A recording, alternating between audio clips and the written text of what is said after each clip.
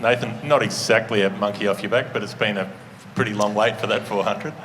Yeah, not wrong. It's just very nice to come out here and play my role within the team and get the result that we were after. So, yeah, very, very pleasing. I know you're not a big milestone guy, but is there a moment where you might look around at the 400 club and think, Richard Hadley, Capel Dev, these kind of great players, Dale Steyn, and you're among them, one of 17? It hasn't really hit me yet, to be honest. No doubt I'll get my phone and call my family and friends, and that will probably hit a little bit closer to home, I guess. But yeah, something that I'm very proud of. There's no doubt about that. It's been some hard toil to get it, but it's very, very rewarding. That's for sure. Was there a sense of, once you've got it, relief, because the next few followed very quickly? Like, did you feel that sense of relief amid the jubilation?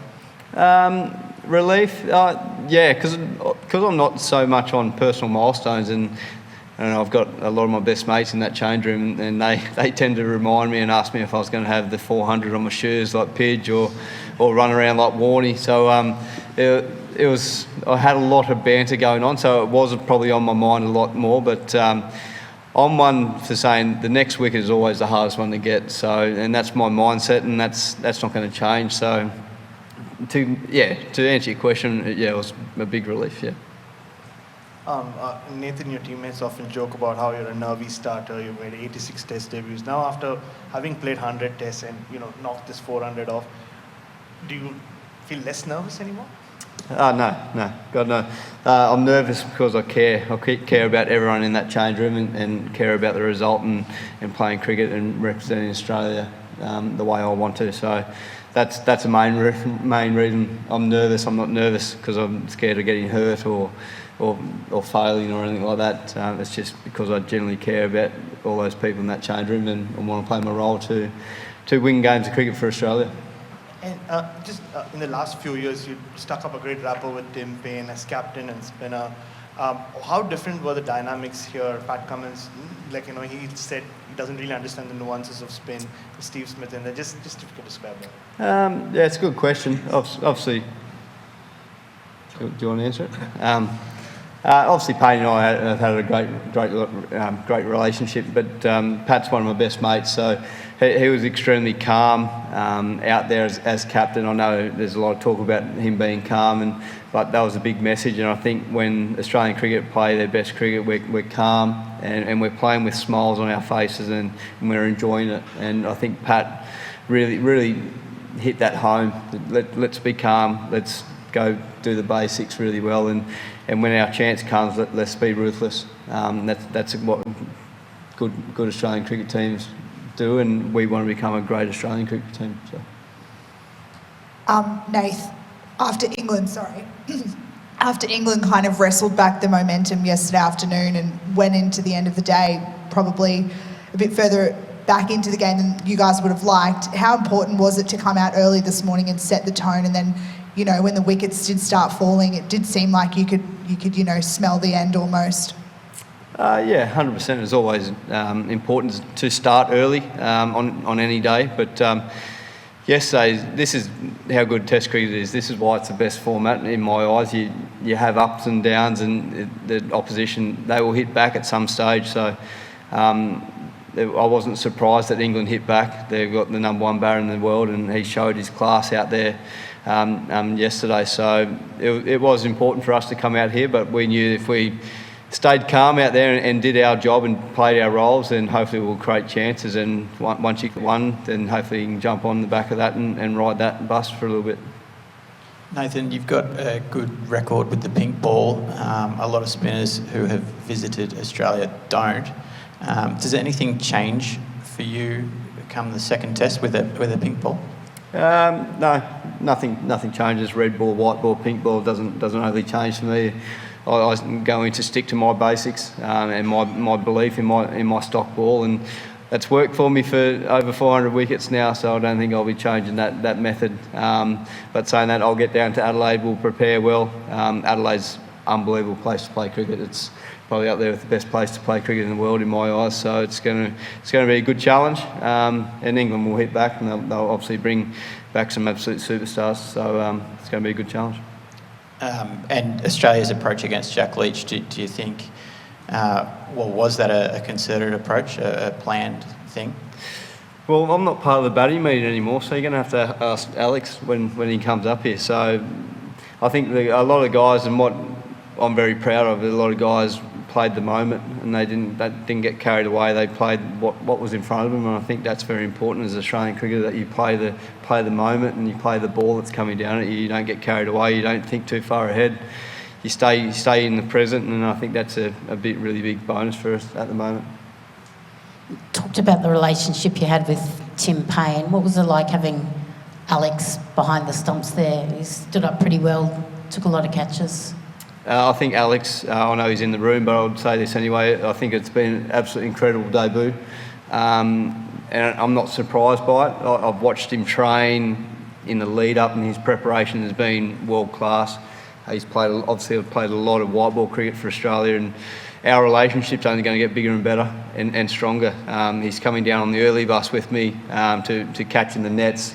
He had a really good catch to me, and our relationship is heading in the right direction. But to debut at the Gabba in the Ashes series, take eight catches, I think that's a record. So yeah, I'm pretty proud of him, to be honest. We've got two more here in the room, guys, and we'll go to Zoom. Crash. You mentioned Joe Root, who's got the reputation as a wonderful player against spin. Is there any particular challenge he presents as a slow bowler that makes him quite special and unique? Good question, Crash. There are a couple of challenges there, that for sure. He's a very good player off the front and back foot, and he sweeps, so it does provide a really decent challenge for spinners to get him caught on the crease there and challenge his defence for a long period of time. But he's the best batter in the world at the moment, and as I said, he showed his class out there, and so it's going to be a big summer. Challenge against Joe. I've got huge amount of respect for him and the way he's gone about it. So I'm going to have to make sure that I keep looking at footage, keep planning, and try and come up with a few different things for him. That's for sure. Yeah, Nathan, you got Milan there close on the offside and looked pretty dangerous when that man was in there, even before that and after it as well. Did you look at that overnight and sort of change your plans? And I know you haven't favoured that position over your career. Is it something you might do a bit more of this series? I didn't look at it overnight, to be honest with you. We've been very well clear on our plans and the way we want to go about it. And Andrew McDonald, John Davison, and even with our leaders and Alex behind the stumps, we've spoken about just changing little fields here and there, not being predictable, I guess, just to change something in their eyesight. Just to see if they'll do anything a little bit better. It's a pretty clear plan that England's going to try and play me off the back foot pretty well the whole summer. So that's the reasons why you probably saw the guys go out of that pad away from him to the lefties or whatnot to try and get the guys on the front foot, because in my eyes, if I'm challenging their defence on their front foot, that gives me the best chance to get a catch to Alex or Smithy. So it's just a little bit of mind games and the beauty of Test cricket, I guess. Thanks, guys. We've got three here on Zoom, and then we'll wrap it up. Lockie McCurdy. Thanks, Cole. Congrats, Nathan, on the milestone and the win. Thank you. In terms of bowling in Australia, I mean, your record is phenomenal since you started. I think the average of other spinners bowling in Australia is almost double what yours is.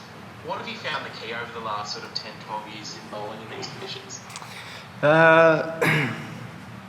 Well, it's what I grew up on. So I think the biggest thing for me and my skill set is being able to get the ball to drift and drop and use my bounce.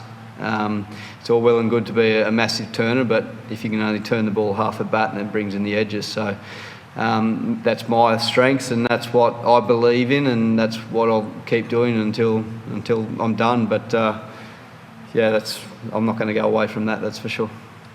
Andrew Ramsey. Hello, Nathan. As the only bowler who's been part of the past two sort of Ashes series, going back to 2013-14, can you see or sense any similarities in the way this campaign started and the way those two did? The only ones I can see is a win at the Gabba, but as Pat said before, it's a really good feeling inside the Australian cricket room at the moment, but we understand the importance of this series and the quality of England's squad out here, so we know that they're going to become very well prepared for Adelaide, but we just need to make sure that we celebrate this, a couple of milestones for each and everyone in that change room, but understanding our preparation has to be key, and we'll get down to Adelaide and train harder than we ever have to make sure that we're ready to go come Adelaide. So it's going to be a really good summer, and I'm looking forward to it. Last one here, guys. Dan Brady. G'day, Nathan. Just a question about Cameron Green. I know, I think you said on the broadcast that was a pretty exciting spell for you guys to see, and obviously impactful getting Joe out. How exciting is it for you as a spin bowler that it sort of potentially changes the balance up a little bit, and you might not necessarily have to be the only spinner if you've got an all-rounder who can bowl like that? It's pretty remarkable, to be honest. I was only sitting in the change room before coming here with Starkey and Hoff and Smithy, and we were all saying how remarkable it is to his skill set, and just to be fielding square to the wicket. And I'm pretty used to seeing Josh, Pat and Starkey hit the wicket and the pace and bounce that they get, but I was blown away with the way Greeny's rhythm and his belief that he's come in and whacked the pitch to get something out of it, and it was absolutely remarkable. I'm proper excited about his skill set. So his belief will keep growing day by day, training session by training session, and test by test, and he's going to be an unbelievable asset for Australian cricket for a long period of time, hopefully.